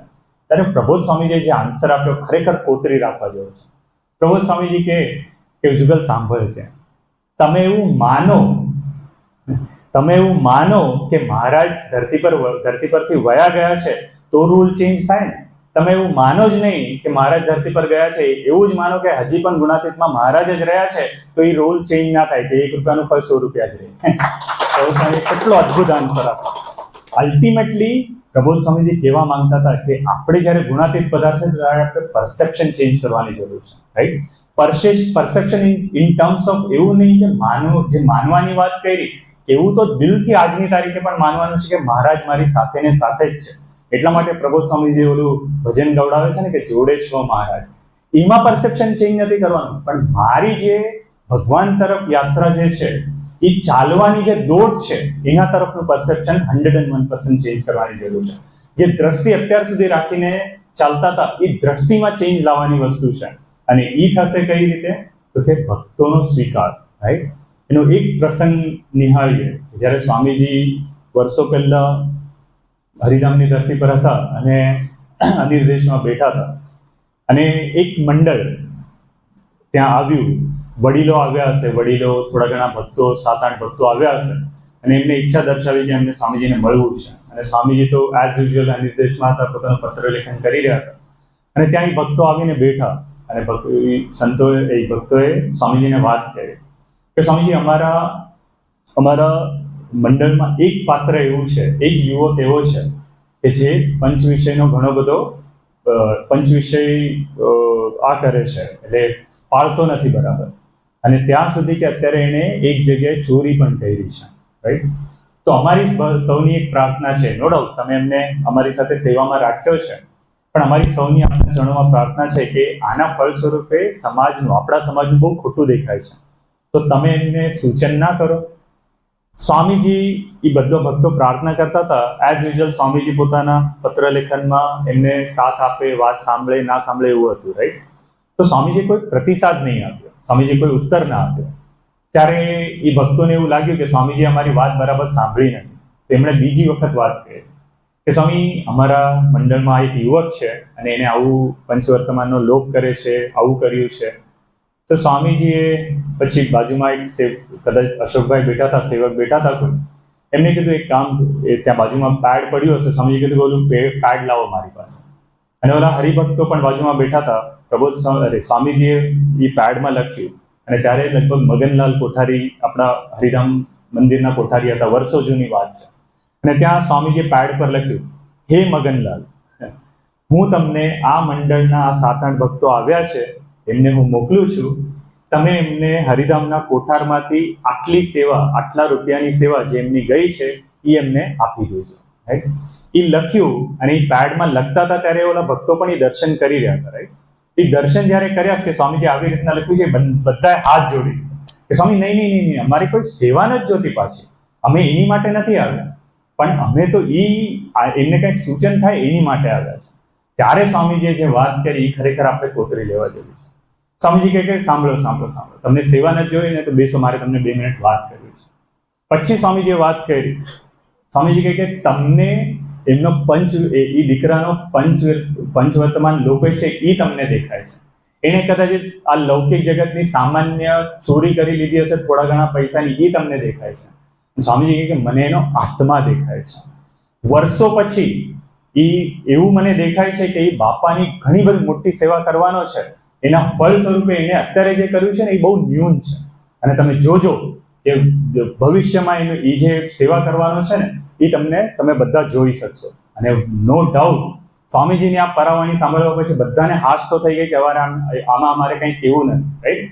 પણ વર્ષો પછી આનો આ જ પ્રસંગ ને નિહાળતા ખબર પડી કે એ દીકરો જે થોડી ઘણી પંચવર્તમાનની લોપ કરી હશે, વર્ષો પછી એ અમરીશ પણ થયો અને લગભગ 150 યુવકોનો કાર્યકર્તા બન્યો. એ કેવું માવજત કરતો હશે, રાઈટ. તો એ વખતે જો કદાચ સ્વામીજી સૂચન કર્યું હોત તો સ્વામીજી કદાચ દૂર જ વયો જાત, એ સત્સંગથી દૂર વયો જાત, રાઈટ. પણ સ્વામીજી આપણને શીખડાવવા માંગ્યું. અલ્ટિમેટલી આપણે જે કાર્યકર્તા તરીકે સેવા કરીએ છીએ એ બધા માટે સ્વામીજી એક માર્ગદર્શન કે કંઈક દર્શન કરાવડાવ્યું કે આપણે બધા યુવકોની કોઈ આવી ભૂલ થતી હોય તો એને બાયપાસ કરીને કઈ રીતે સાવરવાનું, રાઈટ. એ જેટલું સાવરવાનો પ્રયત્ન કરશું તો નો ડાઉટ ભગવાનના ચરણે લૌકિક જગતની કોઈ વસ્તુ એમને પહોંચતી નથી, રાઈટ. પણ આપણા મન બુદ્ધિ એવા છે કે એ બધી વસ્તુ આપણને ખૂંચતી હોય, રાઈટ. એ જ વસ્તુ કરે આપણે આપણી જાતને વિચાર કરીએ છીએ કે આપણે આપણી જાતને કમ્પેર કરવાનો પ્રયત્ન કરીએ છીએ કે એઝ અ કાર્યકર્તા હું બીજા બધા પાસે તો અપેક્ષા ઘણી બધી રાખું છું કે આને આવી રીતે વર્તવું જોઈએ. અંબરીશ છે તો એને ડ્રેસ જ પહેરવો જોઈએ, રાઈટ. એક જિગ્નેશભાઈ ધન્ના છે, એ મારા વર્ષોથી વસઈમાં રહેતા તો એમની સાથે ઘણું રહેવાનું થતું હતું. એ કોઈ યુવક અંબરીશ હતો, વર્ષો પહેલાની વાત કરું છું, 2006-2007ની, રાઈટ. ત્યારે એક અંબરીશ હતો અને નોર્મલ ડ્રેસ પહેરીને આવ્યો હશે, કદાચ રેડ કલરનું કે એવું કોઈ ટી શર્ટ પહેરીને આવી ગયો હશે, રાઈટ. તો એમણે બહુ સરસ વાત કરી. કોઈ બીજા આજુબાજુના પાત્રો હતા, એમને જોતા હતા કે આ યાર અંબરીશ છે ને આવો ડ્રેસ પહેરીને આવી ગયો, આવું પહેરાતું હશે કેમ? તો કે એના અંદર અપેક્ષા હતી. પોતે અંબરીશ હતો અને વિચાર હતો કે આને આવી રીતે ના કરવું જોઈએ, કેમ કે અંબરીશ તો સ્વામીજીના રૂલ પ્રમાણે ફોલો કરવું જ જોઈએ, રાઈટ. ત્યારે જિગ્નેશભાઈ તમને એક જ વસ્તુ બહુ સરસ એમણે જાણી લીધું કે આ એમના વિચારો આવા ચાલી રહ્યા છે. ત્યારે એમણે બહુ સરસ વાત કરી કે અક્ષરધામમાં આપણે જશું તો અક્ષરધામમાં કયો ડ્રેસ સ્વામીજી આપવાના છે? શું વાત કરી એમણે કે અક્ષરધામનો ડ્રેસ કયો? તો ત્યારે ઓલા ભાઈને ઇનડાયરેક્ટલી સમજાઈ ગયું, રાઈટ. અક્ષરધામમાં તો બધાનો દિવ્ય આખો દેહ છે, રાઈટ. તો તે ક્યાં કોઈ ડ્રેસ નથી આવવાનો, કોઈ પૂજા નથી આવવાનું, કાંઈ નથી આવવાનું. કદાચ આપણા મંડળની અંદર કોઈ એવું પણ હશે કે અંબરીશ હશે પણ પૂજા નહીં કરતા હોય, રાઈટ. પણ એ અપેક્ષા જે છે ને, એ અપેક્ષા આપણી માટે હોય. એ ભગતમાં તો ભગવાન ભર્યા હોય કે એ કદાચ પૂજા ના કરી શકતા હોય, એમના આખા દિનચર્યામાં એટલા બિઝી શેડ્યુલમાં કદાચ રહેતા હશે કે કદાચ તેમને એવો કોઈ વિચાર આવ્યો હશે જેના ફળસ્વરૂપે એમને ડ્રેસ પહેરી લીધો હશે. એવું નથી કહેવા માંગતો કે એવું કરવાની જરૂર છે, રાઈટ. પણ ધ અધર વે અરાઉન્ડ, સામેવાળા પાત્ર જ્યારે એ કોઈની સામે જાય છે અને સામેવાળા પાત્રને જે વિચાર આવે છે કે કદાચ કોઈ મુખ્ય કાર્યકર્તા હોય કે કોઈ કાર્યકર્તા હોય જેની જવાબદારી એમને સોંપી હોય, એ કાર્યકર્તાને એટલું અલર્ટ થઈને સેવા કરવાની જરૂર છે કે કોઈ અપેક્ષા રાખવાની જરૂર નથી, જેના ફળ સ્વરૂપે પોતાના આત્માનું તો અહિત કરશે પણ જ્યાં સુધી માફી નહીં માંગે તો ખરા અર્થમાં એનો પોતાનો જે ચાર્ટ છે, જે ગ્રાફ છે ભગવાન તરફ યાત્રા કરવાનો, એ ઓછો કરી નાખશે, રાઈટ. પણ એ યાત્રા ઓછી ના થાય એટલા માટે આપણે એઝ અ પરસેપ્શન જે ચેન્જ કરવાની વાત છે ને, એ આ પરસેપ્શન ચેન્જ કરવાનું છે. આપણે અત્યાર સુધી ભલે બાહ્ય દ્રષ્ટિ રાખીને કદાચ બીજા બધા તરફ અપેક્ષા રાખી હશે, પણ હવે જે યુગ પ્રબોધ સ્વામીજીએ ચાલુ કર્યો છે ને, એ સ્વ તરફની યાત્રા કરવાની વાત છે. જે આત્માને સુખ્યા કરવાની વાત છે, એ તરફની યાત્રા હવે ચાલુ કરવાની છે, રાઈટ. તો એટલે એ કદાચ કોઈ હરિભગત કે કોઈ યુવક કદાચ આપણી કાર્યકર્તાઓની સભા હોય અને એની અંદર પણ કોઈ ડિફરન્ટ ટી શર્ટ કે ડિફરન્ટ કલરનો શર્ટ કે કાંઈ પહેરીને આવી ગયો, તો એનો મતલબ એવો નથી કે એ ભગવાનને ભૂલી ગયો છે, એ પ્રબોધ સ્વામીજીને ઓળખતો નથી, એવું થોડી છે, રાઈટ. અક્ષરધામમાં તો કોઈ આ બધી વસ્તુ લૌકિક જગતની આવવાની જ નથી. એ જે છે બધું અહીંયા ભગવાન આપણી યાત્રા કરવા માટે લઈ આવ્યા છે. તો અપેક્ષા મારા તરફ, મારે કોઈની તરફ રાખવી નથી, એ એલર્ટનેસમાં જવાનું છે, રાઈટ. અને એ કરવા માટે સ્વામીજીનો એક પ્રસંગ નિહાળ્યો કે સ્વામીજી પોતાના ભક્તોનો સ્વીકાર, કે ભક્તો એનાથી દૂર ના જાય એની માટે કેટલો અદ્ભુત એમના જીવનની અંદર દર્શન કરાવતા હતા, રાઈટ. કિશોરભાઈ કાનડા છે, એમના ઘરે સ્વામીજી વિરાજમાન હતા અને ત્યાં એક હરિભગત આવ્યા અને સ્વામીજી સાથે ખાનગીમાં બેઠા હતા. કિશોરભાઈ કહેતા હતા, પ્રસંગ જ્યારે કહેતા હતા, ખરેખર જાણીને આપણી આંખમાં આંસુ આવી જાય કે આવું કોઈક વસ્તુ આપણા જીવનમાં ના થાય એટલું અલર્ટનેસમાં આપણે જવાની જરૂર છે. અને એ યુગ ચાલુ થઈ ગયો છે. એ હરિભગત આવ્યા હશે, એઝ યુઝ્યુઅલ સ્વામીજી સાથે એમને ખાનગી કરવી હતી. 45 મિનિટ સુધી સ્વામીજી સાથે બેસીને એક રૂમમાં એમણે ખાનગી કરી. 45 મિનિટ, 45 મિનિટ વિચાર કરી. આપણને ખબર છે સ્વામીજી પોતાના 86 યર્સના આખા એજના ડ્યુરેશન દરમિયાન એટલી બધી ખાનગીઓ કરી છે, એટલી બધી ખાનગીઓ કરી છે. અને એ ખાનગીઓની અંદર કેવી ખાનગીઓ કરી છે ને, એ આપણને કોઈને ખબર પણ નહીં હશે. શોહરત ભાવ માટે સ્વામીજી એટલી બધું સહન કર્યું છે. એક વખત ભક્તિ સ્વામીજીને પ્રાર્થના કરી હતી કે સ્વામી, શોહરત ભાવના પ્રસંગો અમને જો તમારા જાણવા હશે ને, તમારે જ કન્ટેન્ટ આપવું પડશે. કેમ કે ઘણી બધી ખાનગીઓ તો બહુ સ્ટાર્ટિંગના દિવસોની વાત કરું તો સ્વામીજી પાસે જ્યારે કોઈ હરિભગત, જેમને સત્સંગ નવો હતો, ત્યારે સ્વામીજી પાસે કોઈ ભગત ખાનગી કરવા માટે જતા હતા, ત્યારે સ્વામીજીની હયાતીમાં પણ ઘણી બધી ન કહેવાની વસ્તુઓ એમની સામે કહેતા હતા, રાઈટ. અને ત્યારે કોઈ આજુબાજુમાં ના હોય, ફક્ત સ્વામીજી હોય ને એ ભગત જ હોય, રાઈટ. અને આવો પણ સ્વીકાર સ્વામીજી એમનો એક્સેપ્ટ કર્યો છે, ત્યારે જઈને સમાજ સ્વામીજીએ તૈયાર કર્યો છે, રાઈટ. એવા ઘણી બધી વસ્તુઓ જે ના બોલવાની, સંતો સામે પણ આપણે કદાચ ના બોલતા હશું, એવી વસ્તુઓ પણ સ્વામીજી સાથે બોલાઈ હશે. એટલા માટે ભક્તિ સ્વામીજીએ પ્રાર્થના કરી હતી કે સ્વામી આવો જે ખાનગીમાં આપણે બેસીને જે ભક્તોનું સહન કર્યું છે ને, એ તો અમને કોઈને ખબર જ નથી, કેમ કે અમે તો રૂમની બહાર હતા, રાઈટ. એ કન્ટેન્ટ પણ અમને પ્રોવાઈડ કરવું પડશે, ત્યારે અમે તમને સુરત ભાવનું કંઈક આપના વિશે કંઈક લખી શકશું, રાઈટ. તો સ્વામીજી કેટલું સ્વીકાર કર્યો હશે કે ભક્તોને એઝ ઇટ ઇઝ પોતાના જીવનમાં સ્વીકાર કર્યા હશે, રાઈટ. એ ભગત આવ્યા 45 મિનિટ સુધી ખાનગી ચાલી, પણ એ ભગત જે પોતાનું માનીનતા, પોતાના મન બુદ્ધિમાં જે વસ્તુ ફિટ બેસી ગઈ હતી એ પકડીને બેસી રહ્યા, અને સ્વામીજીને કહે કે ના સ્વામી, આ વસ્તુ આમ એટલે આમ જ. 45 મિનિટ્સ પછી સ્વામીજીએ એની સામે સરળ થઈ ગયા, અને સ્વામીજી કહે કે ના ના ના બરાબર છે, સ્વીકાર. સ્વામીજીની રીતિનીતિનો વિચાર કરવા. સ્વામીજી કહે ના ના ના બરાબર છે, તમે જે કહો છો એ વાત બરાબર છે. સ્વામીજીએ પોતાને બેકફૂટ પર લઈ લીધા, રાઈટ. અને ત્યાં પછી સ્વામીજીએ કીધું કે મારું બધું રામ ગોડિયા જેવું કે મારું બધું તો આવું જ ચાલ્યા કરે, ભલે તમે મને વાત કરી, તમે સાચા છો, આપણે બરાબર છે, આમ જ ચાલતા રહેજો. અને સ્વામીજી એમને પછી વિદાય આપી, રાઈટ. સ્વામીજી કે પ્રભુ કિશોરભાઈ કહેતા હતા કે એ સ્વામીજીનું કન્વર્સેશન કમ્પ્લીટ થયું, એ ભગત તો પોતાની સેવા કરીને રૂમમાંથી બહાર નીકળી ગયા, પણ સ્વામીજી ઊભા થયા અને સ્વામીજીની રૂમની અંદર એક વિન્ડો હતી. ત્યાં વિન્ડોની સામે સ્વામીજી 10 થી 15 મિનિટ સુધી કોન્સ્ટન્ટ એ વિન્ડોની બહાર જોતા રહ્યા. એકદમ આમ ફેસ એકદમ ગહન થઈ ગયો હતો કે સ્વામીજીને જરાય ના ગમ્યું હોય એવી કોઈ વસ્તુ થઈ ગયું, અને 10 થી 15 મિનિટ સુધી સ્વામીજી વિન્ડોની બહાર જોતા રહ્યા. કિશોરભાઈ કહે કે હું દૂરથી દર્શન કરતો હતો, કેમ કે એમને ડિસ્ટર્બ કરવા જેવા મને લાગતા નહોતા. 10-15 મિનિટ ગુરુવારી સ્વામીજી ત્યાં જોતા રહ્યા. પછી કિશોરભાઈએ થોડુંક અવાજ કર્યો હશે કે સ્વામીજીને બોલાવ્યા હશે કે દયાળુ હવે આપણે જઈએ.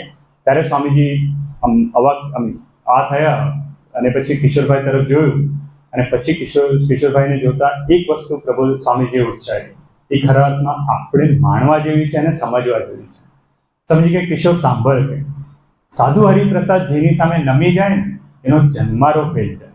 સ્વામીજીએ શું કીધું?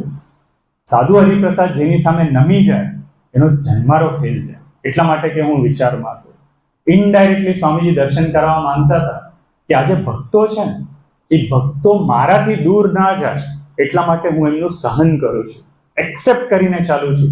તો એઝ અ કાર્યકર્તા હું મારી જાતને પ્રશ્ન પૂછું કે જો સ્વામીજી 45 મિનિટ્સની ખાનગી દરમિયાન એમને જે સ્વામીજીએ વાત કરી હશે એ 101% પરફેક્ટ વાત કરી હશે, રાઈટ. પણ છતાંય એ પરફેક્શન વાત હતી, છતાંય સ્વામીજી બેકફૂટ પર આવ્યા અને એમને સહન કર્યું, અને એમને એક્સેપ્ટ જ કર્યા, પોતાના જીવનની અંદર દર્શન કરાવ્યું કે એઝ અ કાર્યકર્તા આપણે જ્યારે ફિલ્ડ પર ઉતરતા હશું ત્યારે ભક્તો જે પણ છે એ બ્રહ્મની મૂર્તિ આપણને મનાય છે.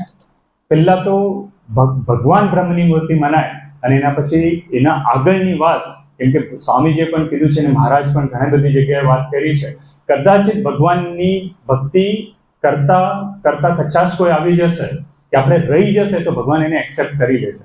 પણ ભગવાને જે આપેલા ભક્તો છે એ જ્યાં સુધી બ્રહ્મની મૂર્તિ નહીં મનાય ત્યાં સુધી આપણી રોટલાની કોર કાચી રહી જશે, રાઈટ. તો એ બ્રહ્મની મૂર્તિ માનવાની જે વાત છે એ આપણે જ્યારે ફિલ્ડ પર ઉતરતા હશું ત્યારે માનવાની વાત છે. કોઈ પાસે અપેક્ષા નહીં રાખવાની. સ્વામીજીનું 15 થી 20 મિનિટનું એક પ્રવચન છે, ઓનલી અપેક્ષા પર છે. લગભગ યુટ્યુબ પર પણ એનો વિડીયો અવેલેબલ છે. એમાં સૌથી પહેલું વાક્ય સ્વામીજી વાત કરે છે, અપેક્ષા આપણો આનંદ ઓછો કરે છે. એ વાક્ય જ્યારે સાંભળીએ ને તો આમ રૂવાડા ઉભા થઈ જાય કે અપેક્ષા આપણો આનંદ ઓછો કરે છે. આપણે આપણી જાતનો વિચાર કરીએ કે સત્સંગમાં આપણે આવ્યા છે, શેની માટે આવ્યા છે? ભગવાન આપણને શા માટે લઈ આવ્યા છે? તો કે એક જ વસ્તુ કરવા માટે લઈ આવ્યા છે, આનંદમાં રહેવા માટે, રાઈટ. લગભગ 2018ની સાલમાં સ્વામીજી ગોરેગાંવ મંદિરે પધાર્યા હતા, ત્યારે પણ સ્વામીજીએ વાત કરી હતી. પ્રવચન દિવાળીના દિવસો હતા, અને ત્યારે સ્વામીજીએ માઇક હાથમાં લીધું, એટલે માઇક સ્વામીજીનું ગોઠવાયું, અને સ્વામીજીએ પહેલું વાક્ય ઉચ્ચાર્યું કે સત્સંગમાં આપણે આવીએ છીએ એ આનંદ કરવા માટે, સત્સંગ એ આનંદ કરવા માટે છે, રાઈટ. આ એક પહેલું વાક્ય સ્વામીજીએ ઉચ્ચાર્યું. તો વિચાર કરીએ કે આપણે સત્સંગમાં આવીએ છીએ, તો સત્સંગમાં આવવા પછી મારો આનંદ જે એઝ યુઝ્યુઅલ સ્વામીજી રખાવવા માંગે છે એ રહી છે. એવરી ડે નો આ વિષય છે, રાઈટ. એવરી ડે માટે, ઇન્ક્લુડિંગ એવરીવન, રાઈટ. કે સંતો નહીં, આપણે જ્યારે વાત કરું ત્યારે આપણી માટેની વાત છે, રાઈટ. એ તો આપણને આનંદ આપે એવી મૂર્તિઓ છે. પણ ખરા અર્થમાં આપણે આપણી જાતનો વિચાર કરીએ કે આખા દિવસની અંદર શું મારો આનંદ કોઈ પણ જગ્યાએ જાય છે, અને જાય છે તો શેની માટે જાય છે? તો મેક્સિમમ ટાઈમ આપણે એનાલિસિસ કરશું કે સ્વાધ્યાય કરશું તો ખબર પડશે કે બીજા તરફની કોઈ બાહ્ય દ્રષ્ટિ હશે એના ફળ સ્વરૂપે મારો આનંદ વયો જાય છે, રાઈટ? એ આનંદ ના જાય એની માટે શું કરવાનું? તો કે ભજન કરવું પડે, કથા વાર્તામાં ડૂબવું પડે. ઘણી વખત એવું થાય કે મને યાદ છે 2006 કે 7ની સાલમાં સ્વામીજી એક મહિનાની અંદર 4 સભા હરિધામની ધરતી પર કરી હતી. અને સ્વામીજી દર વખતે શિબિર કરી હતી અને 4 વખત બધા પ્રદેશોના ભક્તોને ત્યાં બોલાવ્યા હતા. હવે વિચાર કરીએ, સ્વામીજી અને પાછું કેવું કે સ્વામીજી કહે કે મારે મીટિંગ કરવી છે, બોલાવો. અને મીટિંગ કરવા જઈએ અને પછી સ્વામીજી સહજમાં નોર્મલ વાત કરે, રાઈટ? જે જનરલ વાત કરતા હોય, જે સ્વામીજી પરાવાણી ઉચ્ચારતા હોય, એમાં કોઈ વિશેષ જેવું ના લાગે, નો ડાઉટ. સ્વામીજી પીરસતા હોય તો ઘણું બધું આપતા હોય, અનંત જે ભક્તો પધાર્યા હોય ત્યાં એમના અનંત પ્રશ્નોના જવાબ એની અંદર હોય એમની પરાવાણીમાં, રાઈટ? પણ છતાંય આપણને એવું લાગે કે સ્વામીજી આ જનરલ વાતો કરવા માટે બોલાવ્યા હતા, રાઈટ? પણ 4 સભા જ્યારે એક મહિનાની અંદર 4 વખત હરિધામની ધરતી પર જવાનું થયું તો ઘણા બધાને એવો વિચાર આવતો હતો કે યાર સ્વામી 4 ઘરના પણ કહેતા હતા કે તમારે દર વખતે હરિધામ જાઓ છો, અઠવાડિયે હરિધામ જાઓ તો અમને ક્યારે ટાઈમ આપશો, રાઈટ? હવે તમારે દર વખતે જવાનું.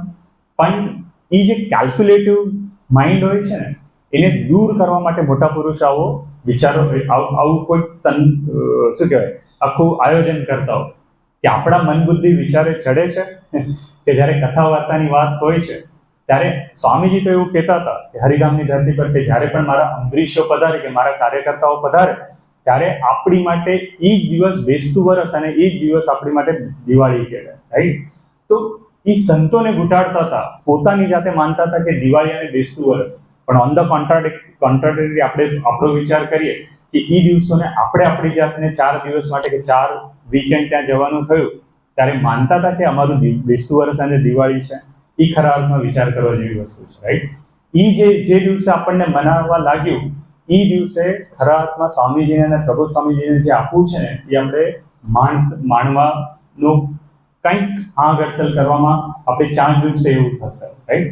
પણ એ કરવા માટે ભગવાનને આપેલી જે ચરી છે એ તરફની યાત્રા કરવી પડે, રાઈટ?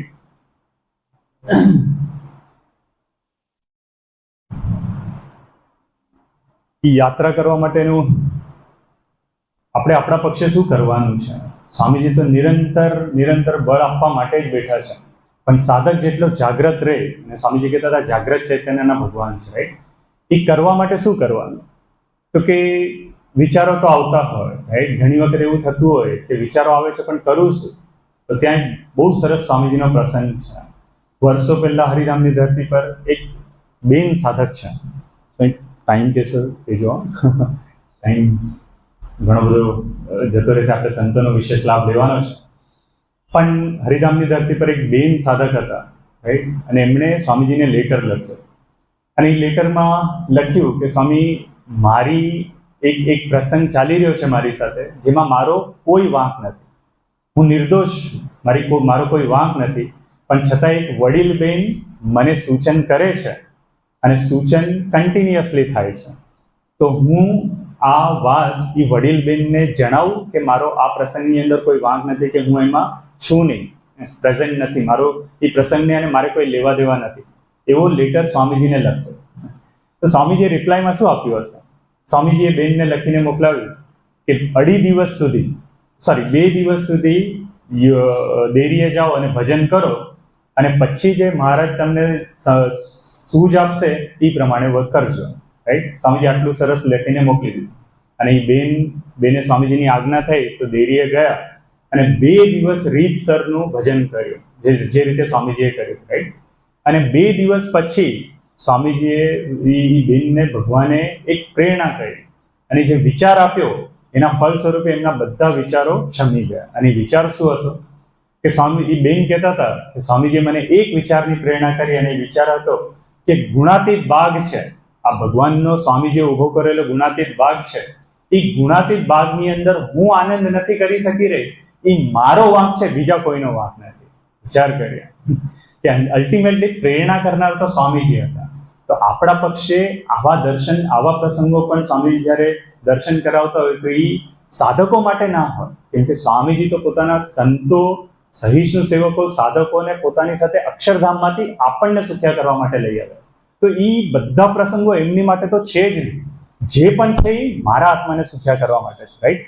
તો એ કથા વાર્તામાં જ્યાં સુધી ના ડૂબશું કે આવા કોઈ પ્રસંગોમાં ના ડૂબશું ત્યાં સુધી આપણી અપેક્ષા દિવસે દિવસે પ્રગતિને પામશે. પણ એને આપણે વાળવી છે, એને ઓછી કરવી છે તો પ્રસંગોમાં ડૂબવું પડશે, રાઈટ? અને સ્વામીજી કહેતા હતા કે એનો એક બીજો બહુ સરસ અને સરળ માર્ગ છે. સ્વામીજી કે અમે જ્યારે બાપાની સાથે હતા, 10 વર્ષ સાથે હતા, ત્યારે અમે દરરોજ સવારે ઉઠીને જ્યારે પૂજા કરવા બેસીએ તો પોતાના મન બુદ્ધિને ગાળો આપતા કે મન બુદ્ધિ તમે બરાબર નથી, જે છે એ બાપા જ બરાબર છે અને એમનો જે સમાજ છે એ બાપાના જે હરિભક્તો છે એ સર્વોપરી છે. અમારા મન બુદ્ધિને રોજ અમે ગાળો આપતા, જેના ફળ સ્વરૂપે અમે બાપાની સાથે રહેતા જે અમારી શું કહેવાય જીતી ગયા, બાપાનો રાજીપો જીતી ગયા, રાઈટ? પણ એ વસ્તુનો વિચાર કરીએ કે ખરા અર્થમાં સ્વામીજી આપણી માટે દર્શન કરાવતા હતા. જે જ્યાં સુધી આપણે પ્રયત્ન નહીં કરશું ત્યાં સુધી ભગવાન તો બળ આપવા માટે બેઠા જ છે, પણ હા ગડતલ આપણા પક્ષે કરવાની વાત છે. છેલ્લા પ્રસંગની વાત કરું કે ખરા અર્થમાં સ્વામીજી આપણી પાસે અપેક્ષા જે વાત કરે છે, હા એક વસ્તુની વાત કરી દો. મુંબઈમાં સ્વામીજીએ કૃપાએ કરીને રાખ્યા છે. મુંબઈની ધરતી પર પણ વિચાર કરીએ તો 2006નો સમય સ્વામીજીએ કૃપાએ કરીને આપ્યો હતો, રાઈટ? અને અત્યારે પણ પ્રબોધ સ્વામીજી 2 વખત પધાર્યા. એક વસ્તુનું દર્શન થાય કે જે પ્રાદેશિક સંતો છે આપણે એમને કોઈ વસ્તુ જોતી નથી. સ્વામી અત્યારે પણ પ્રબોધ સ્વામીજી યુએસની ધરતી પર, લંડન, હ્યુસ્ટન ધરતી પર, જર્મનીને બધે જઈને આવ્યા. એ પ્રભુ એવા છે, એ ગુરુ આપણા એવા છે કે એમને કોઈ વસ્તુ જોતી નથી. સંતો પણ છે, એમને કોઈ વસ્તુ જોતી નથી. કોઈ ડોલર લેવા માટે કે કોઈ વસ્તુ લેવા માટે, કોઈ જમીન જાયદાદ કાંઈ લેવા માટે એ ગયા નહોતા. એક જ વસ્તુ માટે ગયા હતા અને એ છે ભક્તોને સુખ્યા કરવા માટે, રાઈટ? અલ્ટિમેટ તો એ છે આ લૌકિક જગતની કઈ વસ્તુ છે એમને પહોંચવાની છે, રાઈટ? એ ફક્ત અને ફક્ત ભક્તોને રાજી કરવા માટે જાય છે કે એમના મનોરથ પૂરા કરવા માટે જાય છે, એ કરવા માટે એ પધારે છે, એવું દિલથી માનવું પડે, રાઈટ? જે 2006નો સમયો પણ સ્વામીજીએ કૃપાએ કરીને આપ્યો હતો અને અત્યારે પણ 2 વખત પ્રબોધ સ્વામીજી પધારે ત્યારે પણ દર્શન કરીએ તો એવું ખબર પડે કે જે પ્રબોધ સ્વામીજીએ પ્રાદેશિક સંતો આપણને જે નિરંતર આપણી પાછળ જે કથા વાર્તાનો મારો ચલાવે છે ને, અને એના ફળ સ્વરૂપે જે થોડી ઘણી સમજણ પડે છે, એના ફળ સ્વરૂપે મોટા પુરુષોનો રાજીપાનું દર્શન થાય, રાઈટ? કે દરેક પરાની અંદર પ્રબોધ સ્વામીજીનું પણ દર્શન કરીએ તો દરેક પરાની અંદર મોટી સભાઓ થાય. એનું એકમાત્ર કારણ જો મને પૂછો તો એઝ અ ભગવાને ત્યાં રાખ્યા છે સેવામાં, એટલે ખબર પડે કે બધા એક મના સેવા કરે છે, એક મન લઈને દોડે છે, રાઈટ? પ્રબોધ ભક્તિ સ્વામીજીએ દરેક પરાની અંદર એક મુખ્ય કાર્યકર્તા નિમ્યા છે. ફોર એક્ઝામ્પલ મીરાભાઈની ધરતી પર નીતિનભાઈ છે, અમારા બાજુમાં જ લાગીને દહીસર મંડળ છે, રાઈટ? તો ત્યાં રોહનભાઈ છે, બાજુમાં જીતેનભાઈ છે, કેડી છે, રાઈટ? કમલેશભાઈ દીક્ષિત છે, મિલિનભાઈ ત્રિવેદી છે, પરાગભાઈ છે, અંકિતભાઈ છે, રાઈટ? ભાંડુપમાં મનીષભાઈ છે, આ બાજુ વિરાર સાઈડ દિલીપભાઈ છે, રાઈટ? એ બધા જે મુખ્ય કાર્યકર્તા આપ્યા છે ને, એ દરેક મુખ્ય કાર્યકર્તા જ્યારે પણ કોઈ મીટિંગ કરે ને સ્વામી, કેમ કે પરાનું આયોજન આવે તો ભક્તિ સ્વામી કહે કે આ પરામાં પ્રબોધ સ્વામીજી પધારવાના છે, રાઈટ? એના સિવાયના કોઈ પણ આયોજન હોય, એ આયોજનની અંદર ખાલી એક મુખ્ય કાર્યકર્તા એક વસ્તુ મૂકે કે આપણે આ વસ્તુનું આયોજન કરવાનું છે. સ્વામી એની સામે કદાચ એના સમ લેવલના કોઈ કક્ષાના કાર્યકર્તા હોય ને, એક વસ્તુનું પ્રશ્ન ના ઉભો કરે. આ વસ્તુ મેં વર્ષોથી સ્વામીજી ત્યાં સેવામાં રાખ્યા છે તો જોઈ છે કે સમ લેવલના કાર્યકર્તા હશે, કદાચ ફોર એક્ઝામ્પલ કમલેશભાઈ દીક્ષિત છે કાંદિવલી મંડળમાં, રાઈટ? મિલિનભાઈ ત્રિવેદી છે, હું માનું છું ત્યાં સુધી હું જ્યારે સત્સંગમાં આવે ત્યારે મિલિનભાઈ સાથે બહુ રહેવાનું થયું, રાઈટ? પણ એ મિલિનભાઈ માટે પ્રભુ સ્વામીજીએ જ્યારે 2006નો સમયો કર્યો, first time in the history of YDS, right? કે આપણા હરિપ્રબોધન સમાજની અંદર ફર્સ્ટ ટાઈમ એવું થયું હતું કે આપણા સમયા 2006 સુધી ફક્ત એક દિવસના થતા હતા, રાઈટ? એક સેશન થાય નહીં તો 2 સેશન થાય ને સમયો પૂરો થઈ જાય. First time in the history કે 6 દિવસનો સમયો આપણે ત્યારથી શરૂ થયો, રાઈટ? અને એ આખું 6 દિવસના સમયાના પાછળ એક સિંગલ બ્રેન હોય તો એ મિલિનભાઈ ત્રિવેદી હતા કે એમણે ઇનિશિયેટિવ લીધું કે આપણે સ્વામીજીનું શોભાડવા માટે 6 દિવસનો સમયો કરીએ અને બધાને એક દિવસ સેમિનાર સેશન, ડોક્ટર આખા વર્લ્ડ વાઇડ, આખા બોમ્બે, આખા ઇન્ડિયા વાઇઝ કે વર્લ્ડ વાઇડ ડોક્ટરોને ઇન્વાઇટ કરીએ, એમનું સેમિનાર કરીએ, બધા બાળકોને બોલાવીએ, એમનું ક્રિએટિવ થોટ્સ પર સેમિનાર કરીએ, અને એ બધું સેશન ત્યાંથી સ્ટાર્ટ થયું, રાઈટ? અને એ વખતે સ્વામીજીએ એમને જૂ મંદિરે બોલાવ્યા હતા અને મિલિંદભાઈ ત્રિવેદી માટે એક વાક્ય વાપર્યું હતું, એ હજી પણ મારી માટે તો આદર્શ છે. સ્વામીજી એવું કીધું હતું કે આ મિલિંદ છે ને મારા સ્ટાફમાં શોભે એવો છે. શું કીધું હતું સ્વામીજીએ? આ મિલિંદ છે એ મારા સ્ટાફમાં શોભે એવો છે, રાઈટ? અને ઈ મિલિંદભાઈ કમલેશભાઈ તરફથી હવે આવો વિચાર કરીએ કે સ્વામીજી આવું જ એની માટે વાક્ય વાપર્યું હશે ને 2006 સમયે જેને લઈને થયો હોય તો એ કેટલું બધું આપી શકે છે, કેટલા બધા ક્રિએટિવ થોટ્સ એમના માઇન્ડમાં હશે, રાઈટ? પણ છતાંય કમલેશભાઈ તરફથી એક વસ્તુ આવે કે આપણે આવી રીતે ભક્તિ સ્વામીજીએ કેવડાવ્યું છે તો આ રીતે કરવું છે. મેં જોયું નથી અત્યાર સુધી કે મિલિંદભાઈ એક પણ ક્વેશ્ચન ઉભો કરે, કે જે સરળતાથી મિલિંદભાઈની એક્સેપ્ટન્સ છે ને સ્વામી, એ ખરેખર જોવા મળ્યું છે. એટલે દર્શન થાય કે દરેકે દરેક પાત્રો આપણે જ્યારે પણ ફિલ્ડ પર સેવા કરતા હશું અને આપણા પણ જે પરા હશે એની અંદર જ્યાં સુધી આપણે આપણું મન બુદ્ધિ મુખ્ય કાર્યકર્તાને જ્યાં સુધી સોંપશું નહીં ને ત્યાં સુધી ભગવાનને રાજી કરવા માટેની જે ભાવના લઈને દોડીએ છીએ કે એમના તરફની યાત્રા કરવા છે ને એ પૂરી નહીં થશે. હું મારી જાતનો પર્સનલ કદાચ એક ઓપિનિયન શેર કરતો હોઈશ, પણ ખરા અર્થમાં જ્યાં સુધી સરળતાનો માર્ગ નહીં અપનાવીએ ત્યાં સુધી ભગવાનને રાજી કરવાની જે યાત્રા છે આપણી કદાચ લંબાઈ જશે. પણ એ એક મના કે ભક્તિ Swamiji equal to Nishkambhai equal to Krishnabhai equal to જે પરાના જે નીતિનભાઈ હશે તો નીતિનભાઈ ઇક્વલ ટુ નામ ગણીએ અને દરેકે દરેક નીતિનભાઈ કદાચ આજ્ઞા કરે મીરાભાઈ ઇન્દરની ધરતી પર છેલ્લા 24 વર્ષથી સ્વામીજીએ કૃપાએ કરીને ત્યાં રાખ્યા છે, પણ આજ સુધી જોયું નથી કે નીતિનભાઈ આવીને એક વસ્તુ કહે અને એનો સ્વીકાર ના થયો.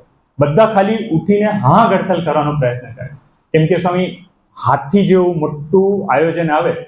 મને તો એવું પણ યાદ છે કે ભક્તિ સ્વામીજી અમને એક અઠવાડિયા પહેલા, જે અત્યારે પહેલી પ્રબોધ સ્વામીજીની આખા મુંબઈમાં દર્શન સભા થઈ હતી, મીરાભાઈ ઇન્દરની ધરતી પર એક અઠવાડિયા પહેલા ખાલી ભક્તિ સ્વામીજીએ કીધું હતું કે આપણું આખું આયોજન પ્રબોધ સ્વામીજીનું કરવાનું છે. હવે એક અઠવાડિયા પહેલા ખબર પડે તો કેટલું મોટું આયોજન, આખા દિવસનું આયોજન કરવાનું, રાઈટ? એમાં પ્રબોધ સ્વામીજીનું પણ સાચવવાનું, સંતો આવ્યા એમને સાચવવાનું, પ્લસ સભા કરવાની અને હરિભક્તોના ઘરે પધરામણી ગોઠવવાની. એ એક અઠવાડિયાની અંદર જ્યારે આયોજન આવે ને અને મોટી સભા આખા નહીં તો પણ ત્યારે 1800 હરિભક્તોએ લાભ લીધો હતો. એક પરાની વાત કરું છું, આખા બોમ્બે નહીં, ખાલી એક નાનો અમથો પરા, એની અંદર 1800 ભક્તો પધાર્યા હશે. એક વીકની અંદર 1800 ભક્તો પધાર્યા હતા. એનું કારણ હું દિલથી માનું છું, ક્લોઝલી સેવા કરવાનું મળ્યું હતું એટલા માટે કે નીતિનભાઈના એક અવાજે, ભક્તિ સ્વામીજીના એક અવાજે પ્રાદેશિક સંત આપણને જે આજ્ઞા કરે એમાં એક અવાજે એક માના જ્યાં સુધી ના થઈ, સ્વીકાર ના થાય ત્યાં સુધી ભગવાન એ ફળશ્રુતિ ના આપે કોઈ પણ એક્ટિવિટી કરીએ તો, રાઈટ? અને એ દર્શન કરાવ્યો કે પ્રબોધ સ્વામીજી જ્યારે આખા બોમ્બેનો સમયો કરીને એ દર્શન સભા કરીને જ્યારે પાછા પધારતા હતા, બોરીવલી સ્ટેશનથી જ્યારે એ ટ્રેનમાંથી બેસતા હતા, આપણે સૌએ દર્શન કર્યા હશે. પ્રબોધ સ્વામીજી અંદર જવાનું હતું, ટ્રેન ચાલુ થઈ ગઈ હતી તો પણ પ્રબોધ સ્વામીજી થોડું ધીમે ધીમે બહાર આવીને બધા હરિભક્તોના દર્શન કરીને એમની આંખમાં આંસુ હતા, રાઈટ? ત્યારે દિલથી મનાયું કે ભગવાનની જો રાજીપો લેવો હશે તો આવી સેવા બહુ જરૂરી છે, રાઈટ? આપણા મંડળની અંદર પણ ખરેખર ભગવાનને રાજી કરવા હશે તો આવી કોક સુરુચિ રાખીને જ્યાં સુધી દોડશું નહીં, જ્યાં સુધી પ્રાદેશિક સંતો મુખ્ય કાર્યકર્તા મારા આત્માના ઉત્થાનના માટે આજ્ઞા કરી રહ્યા છે એવું સ્વીકારશું નહીં ત્યાં સુધી આપણી કોડ કાચી રહી જશે, રાઈટ? વધુ વાત નથી કરવી. એક છેલ્લા પ્રસંગની સેવા કરીને મારી સેવા પૂરી કરું કે સ્વામીજી આપણી પાસે અપેક્ષા શું રાખે છે. આપણે પ્રબોધ સ્વામીજીના પ્રસંગો તો ઘણા બધા છે પણ છતાંય સંતોને આપણે પ્રાર્થના કરશું કે એમના દર્શન કરાવે. પણ સ્વામીજી આપણી પાસે અપેક્ષા શું રાખે છે કે ભક્તોમાં કઈ રીતનું ખોવાઈ જવું છે. એક નાની વસ્તુની વાત કરું તો અત્યારે પણ જ્યારે પ્રબોધ સ્વામીજી જર્મની પધાર્યા, પહેલા એક મણિભાઈનું ઘર એવું હતું કે જ્યાં એમના ઘરની ચાવી બધા હરિભક્તો પાસે હતી. આ પ્રસંગ, આ વાક્ય સાંભળીએ તો કેટલો આનંદ થઈ જાય કે મણિભાઈ મુખ્ય કાર્યકર્તા અને એમના ઘરની ચાવી બધા જ હરિભક્તો પાસે. મને અંદરો કોન્ટ્રાડિક્ટરી લાગે. આજે હું જે ઘરમાં રહું છું એ ઘરની ચાવી મારા પ્રદેશના હરિભક્તો પાસે જ છે. એ પ્રશ્ન આપણી જાતને પૂછવાનો તો ખરેખર ખબર પડે, રાઈટ? જે લેવલ પર કાર્યકર્તા હશે, જેટલી પણ કાર્યકર્તા, કેમ કે કાર્યકર્તા બેઠા છે તો નો ડાઉટ આપણે પણ 5-10 યુવકોને તો સાચવતા હશે, પણ એવું છે કે 5-10 યુવકોના હાથમાં મારા ઘરની ચાવી છે. અને હવે એ જર્મનીની અંદર 3 એવા ઘર થઈ ગયા જેની ચાવી 3 ઘરની બધા હરિભક્તો પાસે છે. તો કેટલું કમ્પેર કરીને ડિફરન્સ લાગશે, રાઈટ? આ હરિભક્તો એ પણ સ્વામીજીના, પ્રબોધ સ્વામીજીના હરિભક્તો છે, અને હું પણ પ્રબોધ સ્વામીજીનો ભક્ત છું. તો એમાં ને મારામાં ડિફરન્સ શા માટે છે, રાઈટ? એ ડિફરન્સને ઓછો કરવા માટે શું કરવું પડશે, એ તરફની યાત્રા કરવા માટે દોડ મૂકવાની, રાઈટ? છતાંય સ્વામીજીએ ભક્તોનું દર્શન કેવું કરાવ્યું? સ્વામીજી હાલોલના સમયની અંદર ત્યાંના હરિભક્તોની ઈચ્છા હતી, અને નિમિત્ત સ્વામીજીએ પણ પાટણની ધરતી પર આ પ્રસંગ શેર કર્યો હતો. બહુ ગમી ગયો હતો. વર્ષો પહેલા સર્વમંગલ સ્વામીજીના મુખેથી આ પ્રસંગ સાંભળ્યો હતો. પણ સ્વામીજી ખરેખર આપણને જાગૃત કરવા માંગતા હતા. એ હાલોલની ધરતી પર બધાની ઈચ્છા હતી કે સ્વામીજીની રથયાત્રા, ત્યાં સમયો હતો, સ્વામીજીની જન્મ જયંતિ ઉજવવાની હતી, અને સ્વામીજીની એન્ટ્રી જે થાય એ ઓરિજિનલ હાથી, કે જે રિયલ હાથી હોય એની અંબાડી પર બેસાડીને સ્વામીજીને લઈ આવે. અને થયું એવું કે સ્વામીજી બધાએ ના પાડી. કોઠારી સ્વામીજી ત્યારે હતા, આ નહીં, આપણા ઓરિજિનલ કોઠારી સ્વામીજી, રાઈટ? એ હતા, અને વડીલ સંતો હતા. એમને કીધું કે સ્વામીજીની યાત્રા આપણે હાથી પર નથી લઈ જવી. એના મલ્ટિપલ રીઝન્સ હતા. હાથી, એક વખત એવું થયું હતું કે વાસના ફાર્મ પર 3 કે 4 હાથીની આપણે યાત્રા કાઢી હતી. તો એ એક હાથી ત્યાં, રિયલ હાથી ત્યાં નીચે ખેતરમાં ઉતરી ગયો હતો. પછી એને ઉપર લાવવા માટે બહુ તકલીફ પડી, એટલે આખી આપણી જે રેલી હતી એ વિખરાઈ ગઈ હતી, રાઈટ? એમાં તકલીફ થઈ હતી. જે ભક્તો એ તરફ એ વખતે હશે એમને ખ્યાલ હશે. એક એ રીઝન હતું. બીજું રીઝન એ હતું કે સ્વામીજીની એજના કારણે જે સ્વામીજીની કેડ હતી, એ હાથી તો ચાલે તો કેવું સ્ટ્રેટ ના હોય, રાઈટ? આમ ચાલે તો સ્વામીજીની કેડને બહુ તકલીફ થાય. એટલા માટે ભક્તોએ ના પાડી હતી, વડીલોએ ના પાડી. અને એ જ્યારે અમુક સંતો જ્યારે બહુ વર્ષો પહેલા હરિધામથી હાલોલ ગયા હતા, ત્યારે એમણે પોતાના લેટરમાં લખીને આપ્યું હતું કે અમને અમારા ભક્તોની જે ઈચ્છા હતી એ પૂરી નહીં થઈ, રાઈટ? અને ત્યારે સ્વામીજીએ લેટર વાંચ્યો, ત્યારે આ વડીલોને બોલાવ્યા હતા, કોઠારી સ્વામીજીને બધાને, અને એમને પૂછ્યું કે તમને આ વસ્તુ ખબર હતી? તો વડીલોએ કીધું કે હા સ્વામી, ખબર હતી. તો ત્યારે સ્વામીજીએ વાત કરી કે તમને ખબર નથી પડતી, કે મને કહી દેવું જોઈએ ને. પછી સ્વામીજીએ વાક્ય ઉચ્ચાર્યું હતું કે ભક્તોનું સ્થાન સ્વામીજીના અને પ્રબોધ સ્વામીજીના હૃદયમાં કેવું છે એ ખરા અર્થમાં આપણે જાણીને એ તરફની યાત્રા અને સ્વામીજીના હૃદયના સ્થાન આપણે પણ લેવું હશે, તો આના કરતાં જો સ્વામીજી આટલું બધું ભક્તોનું સ્થાન સમજતા હશે, તો મારે કેટલું જાગૃતતાથી જીવન જીવવું પડશે. સ્વામીજીએ કીધું કે સાંભળો, કે કદાચિત એ હરિભક્તોની ઈચ્છા હતી અને સાધુ હરિપ્રસાદને કદાચ હાથીની અંબાડી પર બેસાડીને તમે એન્ટ્રી કરાવી હોત, એ રથયાત્રા કરાવી હોત, અને કદાચિત સાધુ હરિપ્રસાદ હાથીના અંબાડી પરથી નીચે પડીને 6 મહિના સુધી બેડ રેસ્ટ આવી ગયો હોત, હોસ્પિટલમાં રહેવું પડે, રાઈટ? ત્યારે સ્વામીજીએ કીધું કે 6 મહિના હોસ્પિટલમાં મને રહેવા માટે તૈયાર છે, પણ એક નાનામાં નાના હરિભગતની મનની ઈચ્છા પૂરી ના થાય ને એ મને નહીં પોસાય. વિચાર કરીએ કે 6 મહિના સુધી સ્વામીજી બેડ રેસ્ટ થઈને હોસ્પિટલમાં રહેવા માટે તૈયાર છે, પણ એક હરિભગતની ઈચ્છા પૂરી ના થાય એના માટે સ્વામીજી તત્પર છે. એની મારી ઈચ્છા પૂરી કરવી છે, ભલે મારા આખા શરીરના ટુકડે ટુકડા થઈ જાય, રાઈટ? તો એ જે સ્વામીજી છે, એ જે પ્રબોધ સ્વામીજી છે, નિરંતર વિચરણ કરી રહ્યા છે, અને આવા ભક્તોના અસંખ્ય દર્શન કરાવી રહ્યા છે, રાઈટ? તો એનું આપણે શું પાર પાડી શકીએ? એનું એક જ પાર પમાય, એવરી ડે ભક્તિ. સ્વામીજી કે પ્રબોધ સ્વામીજી આપણી સાથે નથી રહેવા, તો એ રહેવાના કોનામાં છે? તો કે આપણી સરાઉન્ડિંગમાં, આપણી આજુબાજુમાં જે ભક્તો છે એમાં રહીને આપણી સેવા ગ્રહણ કરવા માટે આવ્યા છે. ને એ જ ભક્તોને મને જોવાનો શું અધિકાર છે? સ્વામીજી જો આટલો બધો સ્વીકાર કરતા હોય, પ્રબોધ સ્વામીજી જો આટલો સ્વીકાર કરતા હોય, તો મારી શું હેસિયત કે હું એ ભક્તોનું કંઈક જોઈ શકું?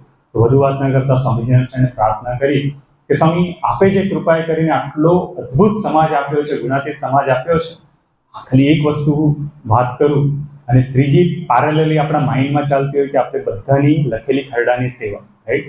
એમાં પણ ઘણો બધો વિચાર આવી જતો હોય કે દર વખતે આટલી સેવા કરવાની, આટલું કરવાનું. એક વિજયભાઈ કરીને અમારા મીરાભાઈંદરની ધરતી પર એક યુવક છે, હમણાં 1.5 વર્ષ થયો છે સત્સંગમાં આવીને, રાઈટ? ફક્ત 1.5 વર્ષ.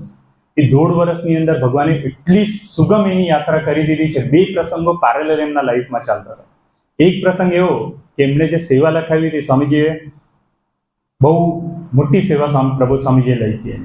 એ યુવકની ભાવના એવી હતી કે મારે સર્વોપરી સેવા કરવી છે, બધું જ આખા વર્ષનું 3 વર્ષનું બધું આપી દેવી છે, રાઈટ? અને સેવા પણ લખી, અને સેવા લખવા પછી એ જ્યારે ઉતર્યા, તો પ્રબોધ સ્વામીજીના આશીર્વાદના ફળ સ્વરૂપે 6 મહિનાની અંદર 3 જોબની ઓફર આવી. એમાંથી એક જોબ એને જે સેવા લખી હતી ને એની ડબલ થઈ ગઈ. ખાલી 1.5 વર્ષમાં સ્વામી પ્રબોધ સ્વામીજી ખાલી 6 મહિના પહેલા સેવા લખી છે અને 6 મહિનાની અંદર ડબલ આપી દીધું. તો ભગવાને એને આપ્યું કે લીધું? જે ફિગર હતો એનો ડબલ થઈ ગયો, રાઈટ. અને પેરેલલી એમના વાઈફની પેટની અંદર એક 10 સેન્ટીમીટરની ગાંઠ હતી, રાઈટ.